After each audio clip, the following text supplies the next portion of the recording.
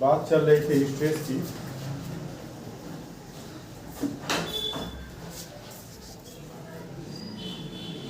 तो स्ट्रेस की डिफिनीशन हमने क्या लिखाया था कि the internal restoring force setup पर unit area of cross section of the deformed body is called stress. ठीक, देखो यहाँ ये अगर ये सॉलिड है, ये मान लो पतला तार है, ये इस पर अगर हम कोई वजन अगर हम लटका दें यहाँ, तो आपको तो ये लगेगा कि ये लोहे का पतला तार है, ये कहाँ खींचा, नहीं खींचा। दिखने में आपको ये लगेगा कि ये खींचा नहीं, मगर खींचेगा। ये आपको दिखाई नहीं दे रहा है, आप उसका परसेप्शन नहीं कर पा रहे हो, मगर खींचेगा। कोई बात पतला तार है, अगर वेट लटका दें तो उसके अंदर डिफॉर्मिंग फोर्स लगाएं, तो वो डिफॉर्म होगा। ठीक, तो डिफॉर्मिंग फोर्स नीचे की तरफ लगाएंगे तो रिस्टोरिंग फोर्स ऊपर की तरफ लगेगा। और डिफॉर्मिंग फोर्स और रिस्टोरिंग फोर्स अगर इक्वल है तो ये मीडियम की पोजीशन में ये रहेगा, ये रुका रहेगा। ठीक, अगर आप डिफॉर्मिंग फोर्स आप बहुत ज़्यादा लगा दें कि वो रिस्टोरिंग फोर्स से हमेशा ज़्यादा रहे, तब जानते हो क्या होगा? तब ये तार, ये लोहे का या जो भी तार है, डिफॉर्मिंग फोर्स अगर रिस्टोरिंग फोर्स और डिफॉर्मिंग फोर्स अगर इक्वल नहीं हो पा रहे हैं तो ये इक्विलिब्रियम में ये नहीं आएगा। अगर डिफॉर्मिंग फोर्स अगर ज़्यादा है तो ये इसको खींचता जाएगा।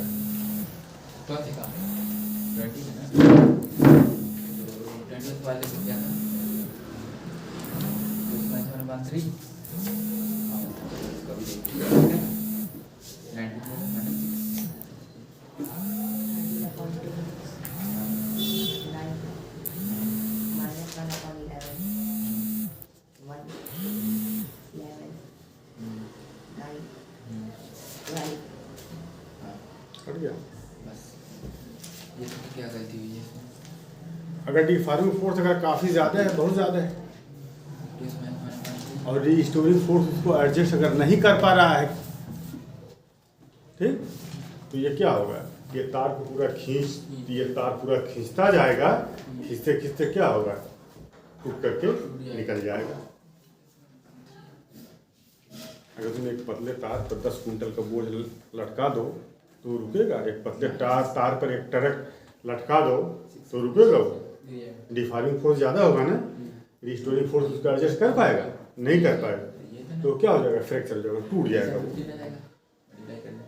असल में वो ये खींचेगा और एक लिमिट तक ये खींचेगा, उसके बाद टूट जाएगा वो। बात समझ में?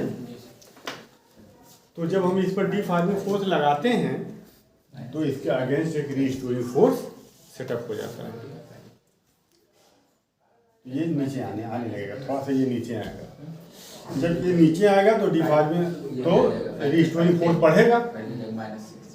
जब ये नीचे आएगा तो रिस्टोरिंग फोर्स बढ़ेगा। जैसे मान लो स्प्रिंग है, अगर ये, तो इसमें अगर हम इस पर लटका देंगे तो ये नीचे की तरफ आएगा। नीचे की तरफ आएगा तो स्प्रिंग तनेगी। जब स्प्रिंग तनेगी तो रिस्टोरिंग फोर्स ऊपर की तरफ बढ़ेगा। जितनी स्प्रिंग नीचे आएगी उतना रिस्टोरिंग फोर्स बढ़ेगा। ठीक, तो अगर रिस्टोरिंग फोर्स अगर mg के बराबर हो जाए, इसका जो भार mg है, रिस्टोरिंग फोर्स धीरे धीरे ये नीचे आएगा, रिस्टोरिंग फोर्स बढ़ता जाएगा, बढ़ते बढ़ते mg के बराबर हो जाए रिस्टोरिंग फोर्स, तो यहाँ पर रुक जाएगा, इक्विलिब्रियम की पोजीशन में आ जाएगा। तो जब ये इक्विलिब्रियम की पोजीशन में आ जाएगा तो इस स्टेट में, इस हालत में, इस केस में जो डिफॉर्मिंग फोर्स है वो रिस्टोरिंग फोर्स के इक्वल हो जाएगा। डिफॉर्मिंग फोर्स रिस्टोरिंग फोर्स के इक्वल हो जाएगा। तो अगर ये इक्विलिब्रियम की पोजीशन में अगर ये है तो डिफॉर्मिंग फोर्स और रिस्टोरिंग फोर्स इक्वल है ना? तो जितना इसके अंदर रिस्टोरिंग फोर्स सेटअप हो रहा है, जितना इसके अंदर रिस्टोरिंग फोर्स सेटअप हो रहा है। लटका दिया इसको, ये नीचे तरफ ये खींचेगा, जब ये खींचेगा तो रीस्टोरिंग फोर्स बढ़ता जाएगा। अब ये रुक जाएगा, इक्विलिब्रियम पोजीशन में आ गया, तो अब इसके अंदर एक रीस्टोरिंग फोर्स इसके अंदर सेटअप हो गया। अब ये तनाव में ये रहेगा, ये इसके अंदर एक टेंशन आ गया। क्या आ गया? टेंशन आ गया। उसी टेंशन को हम कहेंगे स्ट्रेस। क्या कहेंगे? तो स्ट्रेस की डिफिनीशन क्या है? स्ट्रेस की डिफिनीशन ये है कि इंटरनल रीस्टोरिंग फोर्स सेटअप पर यूनिट एरिया, है ना, पर यूनिट एरिया। ये एरिया क्या है? देखो यहाँ एरिया ये है। अगर हम यहाँ पर वेट लगाए हैं, दे रहे हैं, खींच रहे हैं इसको, यहाँ फोर्स लगा रहे हैं डिफॉर्मिंग फोर्स, तो इसका एरिया देखो ये होगा क्रॉस सेक्शनल एरिया ये। ठीक, तो जितना इसके अंदर डिफॉर्मिंग फोर्स सेटअप हुआ है वो डिफॉर्मिंग फोर्स अपॉन इसका एरिया, तो deforming force per unit area setup in this body, deformed body. ये बॉडी डिफॉर्म हो गई ना, खींच गई ना, तो इस डिफॉर्म बॉडी में जो फोर्स सेटअप हुआ पर यूनिट एरिया, वही क्या कहलाएगा? स्ट्रेस कहलाएगा। ठीक, तो stress is the force per unit area setup in deform body. ठीक, तो मान लो अब यहाँ देखो ये इतना है। अब इसके बाद आपने क्या किया? इसको खींच दिया। मान लो ये इतना आ गया, इतना ये डिफॉर्म हो गया, डेल्टा एल क्या हो गया? बढ़ गया। तो इसकी लेंथ मान लो एल है, ये एम जी है। नीचे की तरफ फोर्स लग रहा है डिफॉर्मिंग फोर्स, और ऊपर की तरफ रिस्टोरिंग फोर्स है। मान लो ये है एम जी, इसको कह लें अगर हम, और ऊपर की तरफ रिस्टोरिंग फोर्स लग रहा है एफ, ऊपर की तरफ रिस्टोरिंग फोर्स, नीचे की तरफ एम जी। अब ये इक्विलिब्रियम की पोजीशन में अगर है बस, और इसका क्रॉस सेक्शनल एरिया, स्टार का क्रॉस सेक्शनल एरिया कितना है? A metre square. तो stress sigma is equal to deforming force per unit area, stress होगा। ठीक, और इसकी यूनिट क्या हो जाएगी? इसकी यूनिट हो जाएगी न्यूटन पर मीटर स्क्वायर। ठीक, और इसका डायमेंशन कितना हो जाएगा? न्यूटन का, ये फोर्स है, ये न्यूटन, ये फोर्स की यूनिट है न्यूटन, तो फोर्स का डायमेंशन क्या होता है? एम एल टी पर -2 और upon metre square. Metre square का डायमेंशन एल स्क्वायर, तो एम एल 1 और ये ऊपर जाएगा तो माइनस हो जाएगा, और टी पर -2, तो एम एल पर -1 टी पर -2, इसका डायमेंशन हो गया स्ट्रेस का। ठीक, अब इसके बाद टाइप्स ऑफ स्ट्रेस, यही से आप टाइप्स हो गया था ना। हाँ, तो देख लो types of stress, types of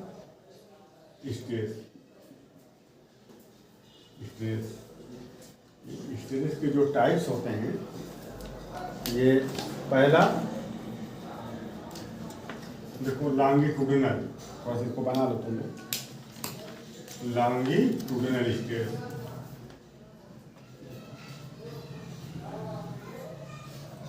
longitudinal stress, ठीक, और लॉन्गिट्यूडिनल स्ट्रेस में दो तरह के।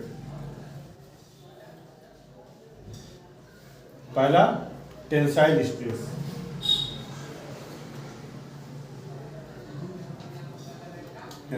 देखो मान लो ये स्प्रिंग है, इस स्प्रिंग को देखो हम खींच रहे हैं, इसकी लेंथ को बढ़ा रहे हैं, तो इसके अंदर जो स्ट्रेस आएगा वो टेंसाइल स्ट्रेस होगा।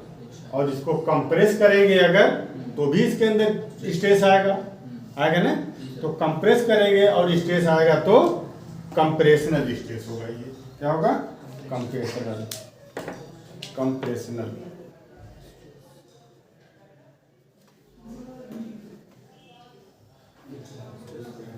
ये लॉन्गिट्यूडनल स्ट्रेस हो गया। उसके बाद दूसरा हाइड्रोस्टैटिक,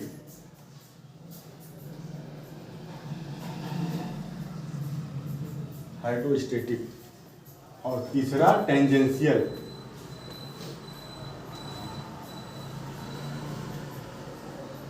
और शेयरिंग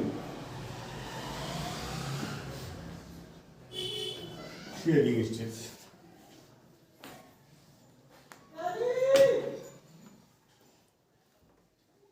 तो हाइड्रोस्टैटिक स्ट्रेस देखो क्या है। हाइड्रो मीन्स क्या होता है? Hydro means water. देखो अगर ये मान लो ये पानी है, तो ये एक बर्तन है, ये पानी है इसके अंदर।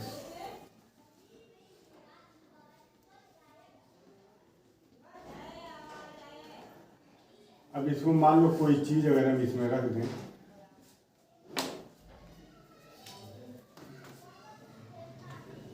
ठीक ना, मान लो एक गुब्बारा है फूला हुआ है, उसको हमने पानी में डाल दिया, या जो भी चीज़ हमने पानी में डाले, इसके ऊपर चारों तरफ से क्या लगेगा? प्रेशर लगेगा। वही प्रेशर है तो फोर्स है, फोर्स ने प्रेशर, ठीक। तो ये चारों तरफ से ये क्या करेगा? सिकुड़ेगा। तो ये हाइड्रोस्ट्रेस, तो इसके अंदर स्ट्रेस आएगा। इसके अंदर क्या होगा? जब इसको पकड़ करके ऐसे चारों तरफ से जब इसको दबाओगे तो ये सिकुड़ेगा, तो उसके अंदर क्या आएगा? स्ट्रेस आएगा। या गुब्बारे में जब हवा भरोगे फूलेगा वो, तो उसमें एक स्ट्रेस आएगा, चारों तरफ स्ट्रेस आएगा, उसमें स्ट्रेस आएगा ना? नहीं आएगा। तो ये इसी को कहते हैं हाइड्रोस्टैटिक स्ट्रेस कहते हैं, ठीक। और टेंजेंशियल स्ट्रेस देखो, ये मान लो, देखो टेंजेंशियल स्ट्रेस देखो, ये है, ये इसका सरफेस है। आप फोर्स लगाइए इसके सरफेस पर, ऐसे ऐसे पकड़ करके ऐसे फोर्स लगाओ। जब इसको ऐसे फोर्स लगाओगे तो ये चीज़ अपनी जगह पर रहेगी, और इसका ऊपर वाला सरफेस थोड़ा सा बढ़ के यहाँ आ जाएगा। कहाँ जाएगा? यहाँ जाएगा, इस तरह से आ जाएगा। मान लो ये है, ठीक। और इसके ऊपर आप क्या लगा रहे हो? इस डायरेक्शन में फोर्स लगा रहे हो, ऐसे। ये मान लो ये यहाँ पर फिक्स है, ये यहाँ पर, ये नहीं हिलेगा, और इसको ऐसे इस तरह से जब इसको प्रेस करोगे तो ये, तो इस वाले पार्ट पर, जो ऊपर वाले सरफेस पर, इस डायरेक्शन में क्या लग रहा है? एक फोर्स लग रहा है। तो ये कहाँ आ जाएगा? ये बढ़ करके ये यहाँ आ जाएगा। ये इतना इंक्रीज कर जाएगा,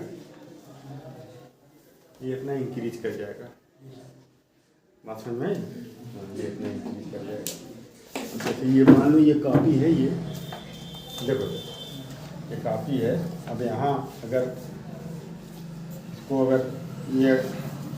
इसको मान लो हमने दबाया इस तरह से, तो ये पन्ने कुछ आगे निकल गए, ठीक। तो ये एंगल थीटा है, परपेंडिकुलर से ये एंगल थीटा है। तो इस तरह का स्ट्रेस टेंजेंशियल स्ट्रेस कहलाता है, ठीक। और बारी बारी से आप सब चीज़ को पढ़ेंगे इसमें, ठीक। इसके बाद आप लिखिए strain.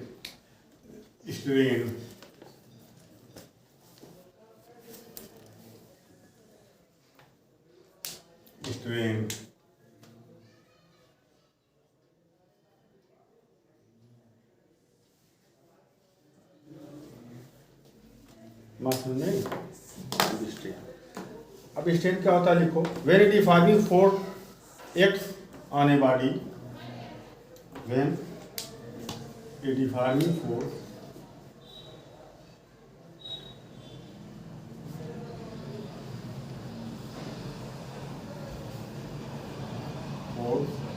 acts on a body,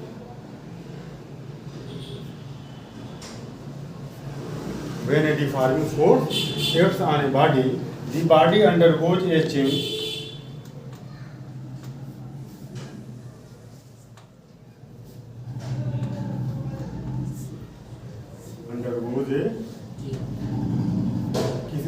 होगा, शेप में चेंजिंग होगी और साइज में। इन इट्स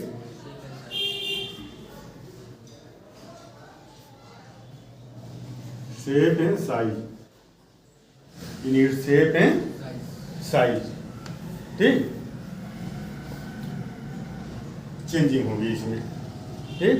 तो लिखो the ratio of change in, the ratio of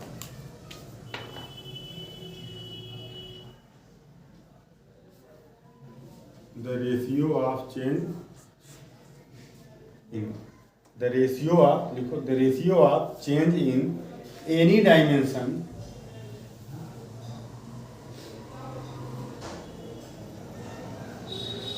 produced in the body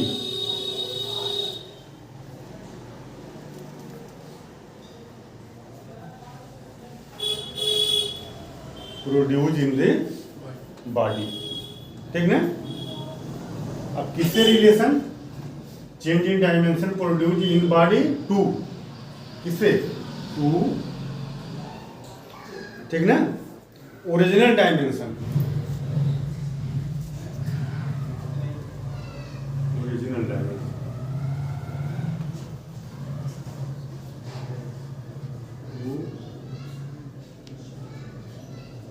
original dimension is called strain, is called strain। तो strain इक्वल टू क्या हो जाएगा, हाँ, तो strain equal to change in dimension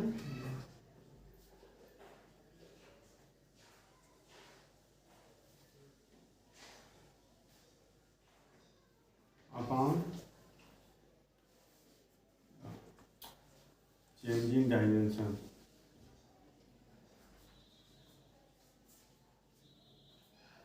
upon original dimension,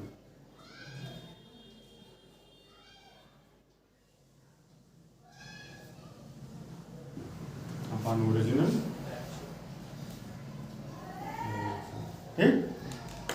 अब जरा देखो एक मिनट,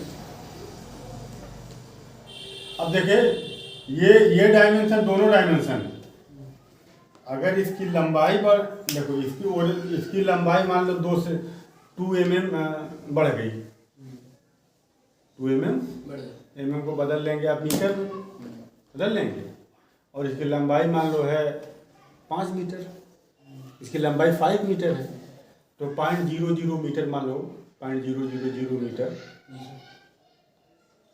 कुछ भी आप मान लीजिए, 0.001 मान लीजिए, 0.01 mm मान लीजिए, जो भी आप मान लीजिए, ठीक। तो इसकी लंबाई कितनी है, 5 मीटर, और इस पर जब हम इस डिफॉर्मिंग फोर्स हमने लगाया तो 0.001 मीटर मान लो वो बढ़ गया। तो स्ट्रेन कितना हो जाएगा, change in dimension 0.001 upon original में 5, 0.001 अपान 5, ये क्या हो जाएगा, इसका स्ट्रेन हो जाएगा। तो ऊपर भी देखो मीटर में 5 मीटर और नीचे 0.001 मीटर, मीटर से मीटर कैंसिल, तो यूनिट तो कैंसिल हो गया, तो इसकी स्ट्रेन की यूनिट क्या होगी, नो यूनिट, यूनिट क्या होगी, नो यूनिट, इसकी कोई यूनिट नहीं होगी। बात समझ में आई, हाँ, इसकी कोई यूनिट नहीं होगी। तो उतर गया, उतार लो। अब टाइप्स ऑफ स्ट्रेन में देखो 3 टाइप से होंगे स्ट्रेन। एक तो ये होगा कि इस पर आप डिफॉर्मिंग फोर्स आपने लगाया, ये लंबाई इसकी इंक्रीज करेगी, लंबाई इंक्रीज करेगी। इसके अंदर जो स्ट्रेन आएगा वो लॉन्गिट्यूडिनल स्ट्रेन, क्या होगा, लॉन्गिट्यूडिनल स्ट्रेन।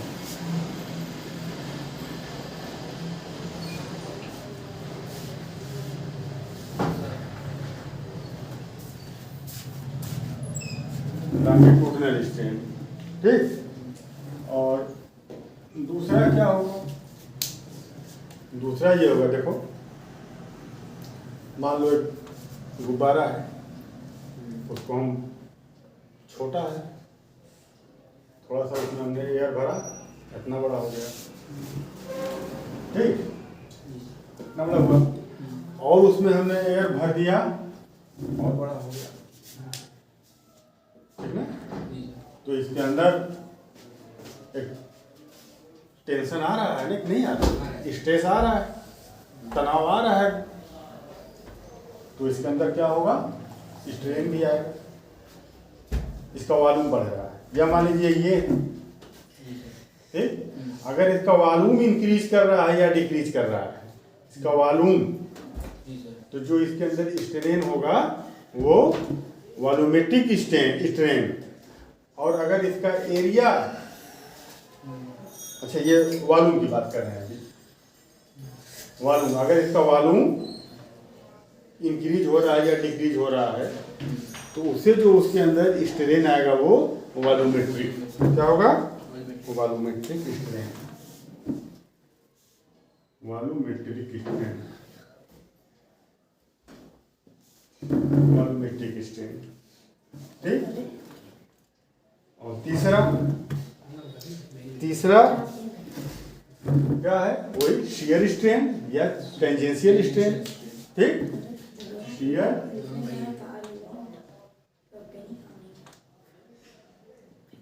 स्ट्रेन या tangential strain,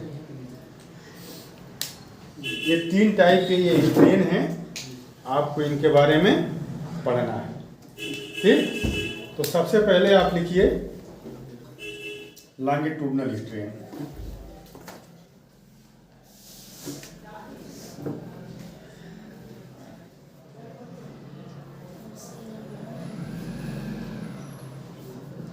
longitudinal strain,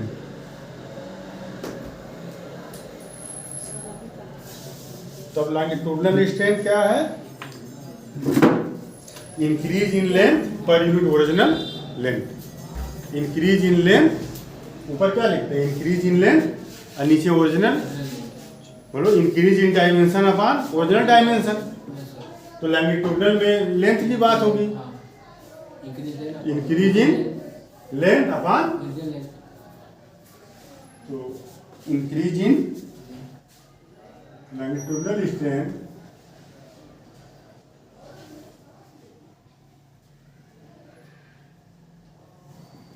increase in length, increase in length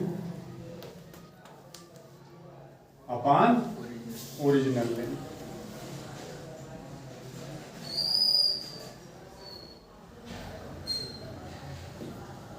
बात समझ में। तो देखो increase in length per unit original length, increase in length per unit original length, increase in length per unit length से original length से divide कर दिए तो पर यूनिट ओरिजिनल लेंथ आ गया, per unit original,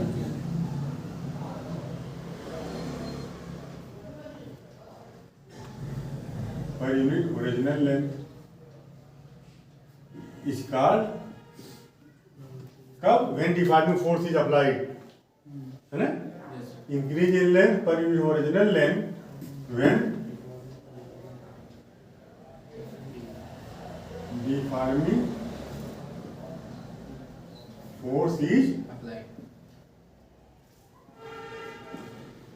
applied, length per unit original length when deforming force is applied is called longitudinal strain,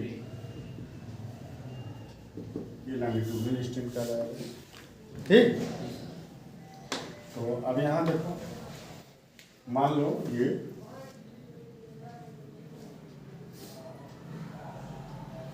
इसकी length L है, इसकी लेंथ मान लो L है, ठीक, और पर आपने फोर्स लगा करके इतना मान लो इसका लेंथ बढ़ गया, कितना बढ़ गया, इतना बढ़ गया, ये लेंथ एल है और डेल्टा एल मान लो बढ़ गया, ठीक। नीचे डिफॉर्मिंग फोर्स लगाए, डेल्टा एल बढ़ गया, तो इसका स्ट्रेन कितना हो जाएगा, स्ट्रेन हो जाएगा डेल्टा एल अपान एल, स्ट्रेन हो गया, ये लॉन्गिट्यूडनल स्ट्रेन हो गया। अब इसके बाद वॉल्यूमेट्रिक स्ट्रेन,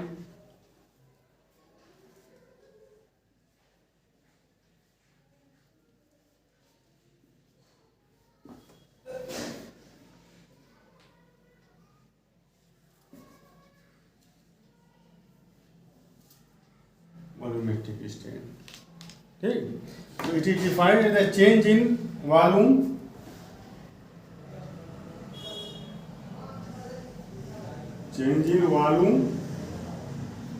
पर यूनिट ओरिजिनल वॉल्यूम, ठीक ना, change in volume per unit original volume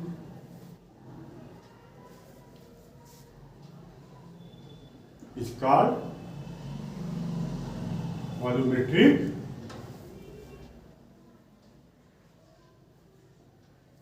strain, ठीक।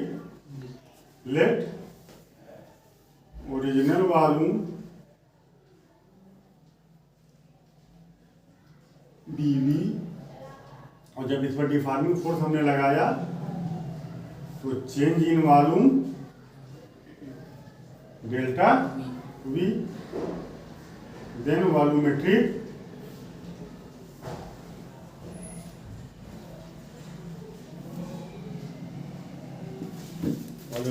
Strain equal to delta V upon V, delta V upon V,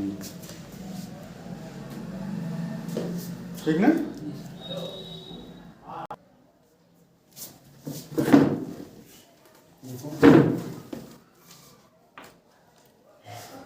Angle, it is defined as it is defined as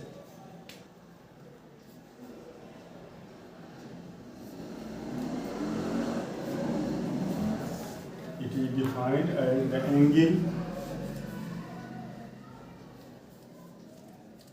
theta, the angle theta किसमें, radian में, the angle theta, और theta किस में रहेगा, radian में, the angle theta through which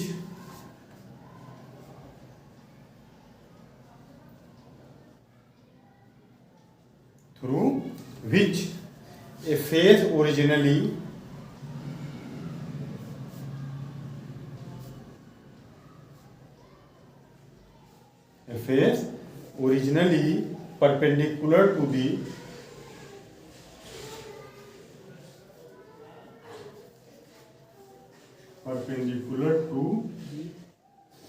perpendicular to the fixed face, ये fixed face, perpendicular to fixed face gets turned on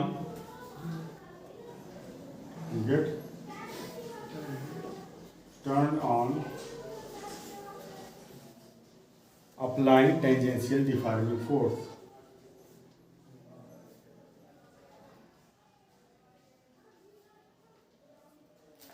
Tangential deforming force, ठीक। तो अब देखो शियर स्ट्रेन, ये एंगल है, ये आपकी ये फिक्स बॉडी है, ठीक। इसके ऊपरी हिस्से पर आपने क्या लगाया, ऐसे कि जो ऊपर वाला पार्ट है इस पर आपने ऐसे डिफॉर्मिंग फोर्स लगाया, तो ये ऊपर वाला ये तो अपनी जगह पर रहेगा, मगर ये थोड़ा सा क्या खसक जाएगा, ये थोड़ा सा फैल जाएगा, कहाँ आ जाएगा फैल करके, ये मान लो ये यहाँ आ गया, ये यहाँ पर आ गया। ठीक, अब ये एंगल कितना है? थीटा। थीटा बस में थीटा है। ठीक, अब ये दोनों प्लेट देखो पैरेलल, ये दोनों प्लेट देखो पैरेलल। ठीक, तो ये इसके अंदर जो स्ट्रेस आएगा, इसके अंदर जो स्ट्रेन थीटा डिग्री जो ये मूव किया है, बता ना, ये सॉलिड की आप प्रॉपर्टी पढ़ रहे हैं ना, तो थोड़ा सा ये अगर ये मान लो ये कोई वायर है, इसके ऊपर अगर आप लोड दे रहे हैं तो इतना थोड़ा सा इसके अंदर इंक्रीज होगा लेंथ में कि आपको पता भी नहीं चलेगा, मगर होता है। उसी तरह से ये भी बहुत थोड़ा सा ये प्लेट आगे की तरफ इंक्रीज करेगी, एंगल बहुत छोटा होगा, बहुत छोटा होगा ये एंगल। तो बहुत छोटे एंगल के लिए थीटा और टेन थीटा में कोई फर्क नहीं होता है, थीटा और साइन थीटा में कोई फर्क नहीं होता है। एंगल अगर हम कम करते जाएं, जैसे मान लो अगर एंगल 90 डिग्री है तो साइन 91, तो एंगल तो 90 है मगर साइन 91 है, तो 1 और 90 बहुत फर्क है। एंगल अगर आप कम करते जाएंगे तो ये फर्क घटता जाएगा। एंगल को 0 कर दो तो साइन 0 भी 0 हो जाएगा। साइन 0 की वैल्यू उस एंगल की वैल्यू के बराबर। एंगल कितना है? 0 है, एंगल 0 और साइन 0 भी 0, दोनों देखो कोइंसाइड कर गया। एंगल अगर बहुत छोटा है तो for small angle, theta equal to tan theta, theta tan theta के इक्वल होता है। ठीक, तो शियर स्ट्रेन क्या होगा? शियर स्ट्रेन, ये जो एंगल है यही शियर स्ट्रेन है, ये जो एंगल है यही शियर स्ट्रेन है। तो शियर स्ट्रेन कितना हो जाएगा? थीटा, और ये किसके इक्वल होगा? टेन थीटा के। छोटे एंगल के लिए थीटा टेन थीटा दोनों क्या होंगे? इक्वल होंगे। तो ये क्या हो जाएगा? Relative displacement. देखो यहाँ डिस्प्लेसमेंट कितना हुआ है, यहाँ से इतना, यहाँ से इतना ये डिस्प्लेसमेंट हुआ इस वाले प्लेट में। ठीक, तो relative displacement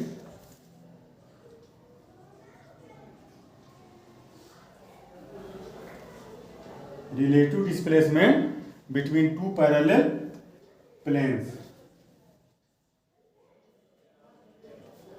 to parallel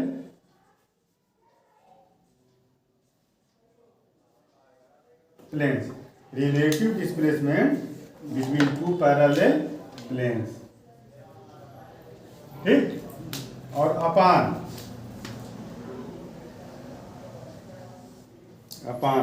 distance between parallel planes.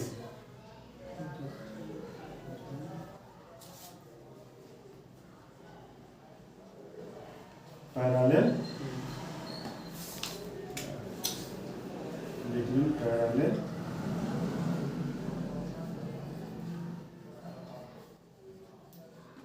Planes.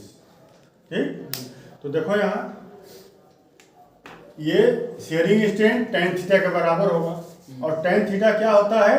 देखो यहाँ ये अगर एंगल है, ये थीटा है, तो tan theta equal to perpendicular upon base. Theta के सामने का परपेंडिकुलर है, देखो यहाँ इसके सामने का ये परपेंडिकुलर।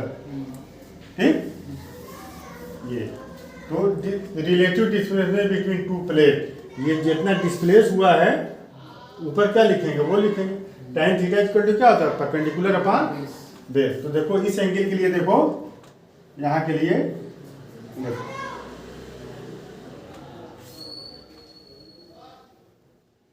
थीटा, तो ये परपेंडिकुलर है, यही नहीं डिस्प्लेसमेंट है, ये क्या है? डिस्प्लेसमेंट है। तो relative displacement upon base. Base क्या है?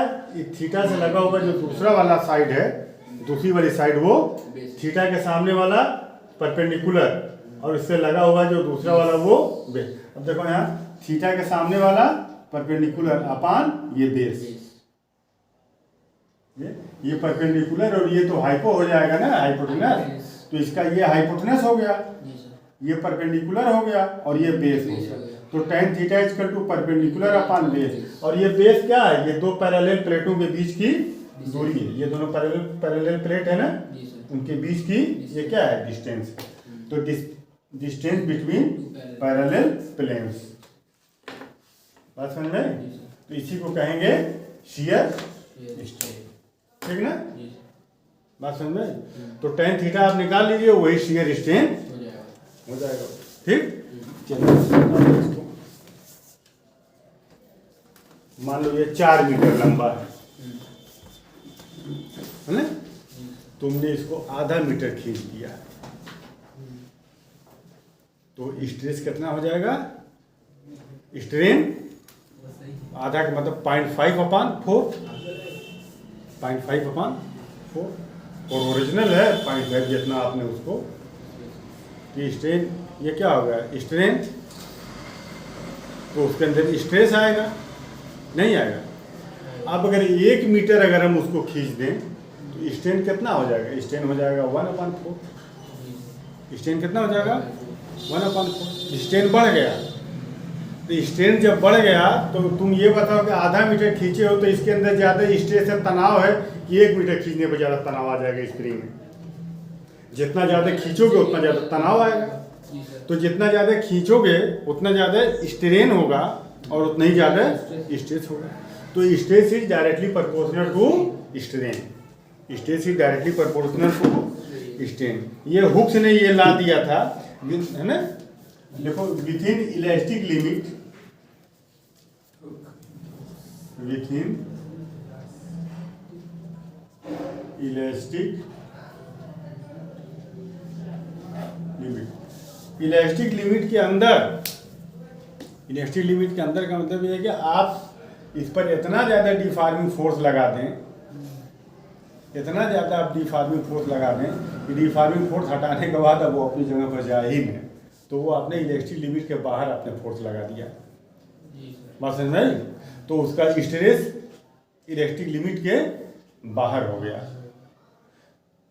तो उस केस में हुक्स लॉ काम नहीं करेगा, हुक्स लॉ उस इलास्टिक लिमिट के अंदर रहेगा, ताकि डिफॉर्मिंग फोर्स हटाने के बाद वो अपनी जगह पर फिर आ जाए, तो वो इलास्टिक लिमिट है वो।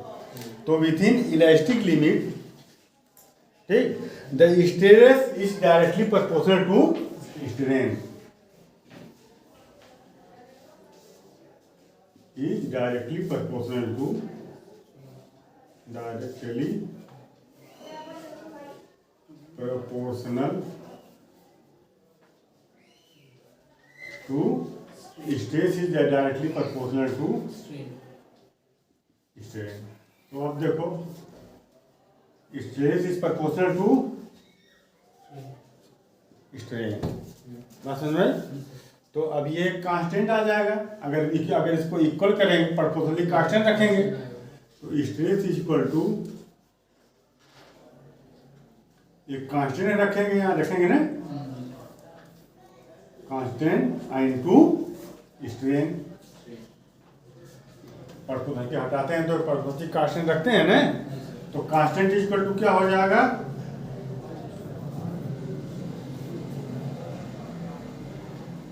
कांस्टेंट स्ट्रेन को इधर लेकर के आओ, stress upon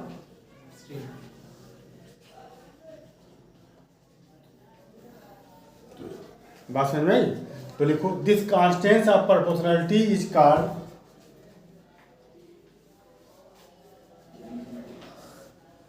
this constant of, ये प्रोपोर्शनलिटी कांस्टेंट है ना,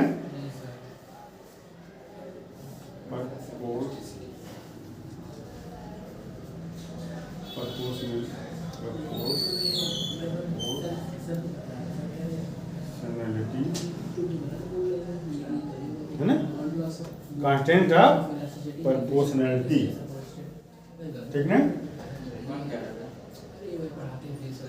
is called, this constant of proportionality, ये जो कांस्टेंट है इसी को मॉडुलस ऑफ इलास्टिसिटी कहते हैं, called modulus of.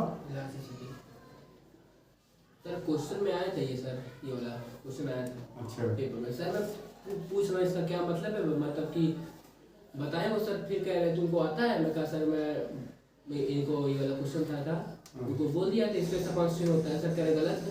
This constant of proportionality is called modulus of elasticity. इसका दूसरा भी नाम है coefficient of elasticity, modulus of. तो देखो स्ट्रेस अपॉन स्ट्रेन क्या, modulus of elasticity. Stress upon strain को क्या कहते हैं, मॉडुलस ऑफ इलास्टिसिटी। ठीक, तो ये है, ये मॉडुलस ऑफ इलास्टिसिटी हर मटेरियल का अलग अलग होता है। तो यहाँ लिख लो modulus of elasticity of material,